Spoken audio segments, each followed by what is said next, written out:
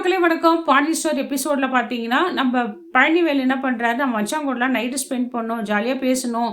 அவங்க மனசுல ரொம்ப வேதனையா இருப்பாங்கல்ல, அவங்களுக்கு ஆறுதலா நம்ம பேசணும்னு சொல்லிட்டு பிளான் பண்ணிட்டு இருப்பாரு. சுகன்யா கிட்ட சொல்லுவாரு, "இன்னைக்கு நைட்டு வந்து எங்க அக்கா வீட்ல தான் நான் தூங்க போறேன்" அப்படின்றாரு. இத கேட்ட சுகன்யா ரொம்ப ஜெலஸா என்ன பண்றாங்க, முத்துவேல் சத்திவேல்ட்டு சொல்றாங்க, "உங்க தம்பி பாருங்க, என் பேச்சே கேட்க மாட்றாரு. கடை வேற எல்லாத்தையும் நானே தான் பார்த்துக்கிறேன். கடைக்கும் சரியா வர்றதில்ல.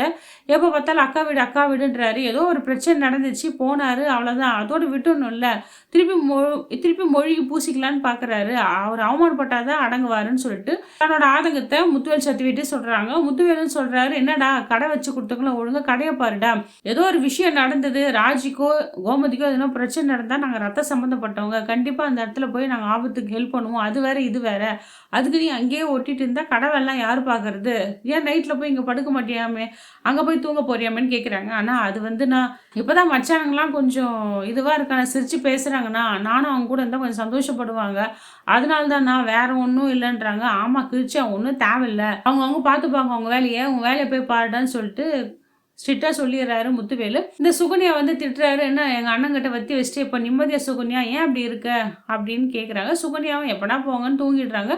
நைஸா திருட்டுத்தனமா என்ன பண்றாரு பழனிவேலு, அவங்க அண்ணனுக்கு தெரியாத அக்கா வீட்டுக்கு போகலான்னு பார்க்குறாரு. அந்த நேரத்துல முத்துவேலு தான் பொண்ணு ராஜி எழுதின லெட்டர படிச்சுட்டு இருப்பாரு.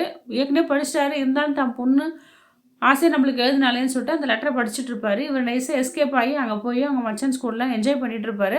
அவங்களும் எல்லாம் ஜாலியா பேசிட்டு இருப்பாங்க. "என்ன படத்துக்கு போலாமா?" கேட்பாங்க. "இந்த நேரம் டைம் ஆயிடுச்சுன்ட்டு" நம்ம கதிரு சொல்வாரு. கதிரு ராஜிய நினைச்சு ஃபீல் பண்ணிட்டு இருப்பாரு. சரவணன் வந்து இப்பதாங்க இயல்பு நிலைக்கு திரும்பியிருக்காரு. செந்தில் ஏன்னா செந்திலும் கூட இருக்காரு. நம்ம கதிரும் கூட இருக்கிறான். பத்தாததுக்கு நம்ம பழனிவேலும் வந்துட்டாரு. எல்லாம் ஜாலியா தமாஷா பேசிட்டு இருக்காங்க. இப்பதான் சரவணன் முகத்துல சிரிப்பே பார்க்க முடியுது.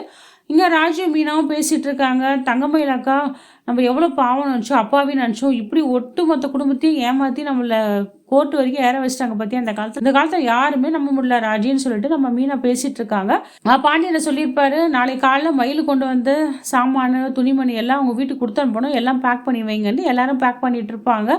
இருந்தாலுமே அவங்க எவ்வளோ கெடுதல் செஞ்சாலும், இந்த தங்கமயில் வந்து அந்த குடும்பத்துக்கு எவ்வளோ துரோகம் செஞ்சாலும், இந்த மீனாவை ராஜி வந்து தங்கமயில் வாழ்க்கையை பார்த்தா யோசனை பண்ணிட்டு இருப்பாங்க. இதெல்லாம் இந்த அக்காவுக்கு தேவையா? ஆரம்பத்திலே சொல்லியிருந்தா இவங்க வாழ்க்கை அப்படி போயிருக்காதுல்ல, மாமாவோட வாழ்க்கை அப்படி ஆகிப்போச்சுன்னு ஃபீல் பண்ணிட்டு இருப்பாங்க. வெட்டி பேச்சுலாம் பேசாதீங்கடி, இந்த காலத்தில் யாருமே நம்ப முடியல. நான் தான் உஷாராக இருந்திருக்கணும். ஒழுங்கு மரியாதை அவளுங்க துணி ஒரு சீப்பு கூட இருக்கக்கூடாது. அப்புறம் அவங்க அம்மா தங்கத்தில் சீப் போட்டால் வைரத்தில் கிளிப்பு வச்சான்னு சொல்லுவா.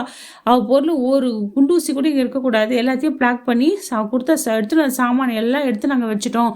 எல்லாமே ரெடி ஆகணும். சீக்கிரம் வண்டி வந்துடுச்சுன்னு மருமகளை திட்டிட்டு இருக்காங்க. அவங்களும் ரெடி ஆகிட்டுன்னு வண்டி வந்தோடனே எல்லாமே எடுத்து வண்டியில் ஏற கட்டிடுறாங்க. பாண்டியன் என்ன சொல்லுவார், "அப்பா அந்த வீட்டில் போய் இந்த பொருள்லாம் கொடுத்துரு. அந்த பொம்பளை எதனா பேசினாவும் நீ காதில் வாங்காத வந்துருப்பா, எதுவுமே பேசாதன்னு சொல்லிடுறாரு." தங்கமயிலோட கால் செருப்பு மட்டும் அங்கே இருக்கும். அதை கூட என்ன பண்ணுறாரு, ஒரு பேப்பரில் சுற்றி நம்ம சரவணன் எடுத்து அதில் போட்டுடுறாரு வண்டியில். அவள் பொருள் எதுவுமே இங்கே இருக்கக்கூடாதுன்ட்டு. பாதராத்திரி கூட பார்க்காம ஃபோன் பண்ணிட்டு இருக்காங்க சரவணுக்கு. அவங்க தங்கச்சி சுட சொல்கிறாங்க, "அக்கா ஏன்க்கா அப்படி இருக்க? இந்த நைட்டில் யாருக்கு நீ ஃபோன் பண்ணிட்டு இருக்க?" "இல்லை நான் கண்டிப்பாக அவர்கிட்ட பேசியே ஆகணும் உங்கள் மாமா கிட்டன்றாங்க." "அதெல்லாம் வேணாக்கா விட்டுரு, அப்புறம் பார்த்துக்கலாம், இப்போ எதுவும் பேசாதன்றாங்க." இல்லை மறுபடியும் அவங்க கால் பண்ணிகிட்டே இருக்காங்க. ஆனால் சரவணன் அதை கட் பண்ணி சுவிட்ச் ஆஃப் பண்ணி வச்சிடுறாரு. நம்ம கதிரும் ராஜி கிட்ட ஃபீல் பண்ணி சாரி கேட்குறாரு. "என்னை மன்னிச்சிடு, நைட்டு நான் உங்களை தனியாக விட்டு மாடியில் போய் படுத்துட்டேன்ல, மன்னிச்சிடுன்றாரு."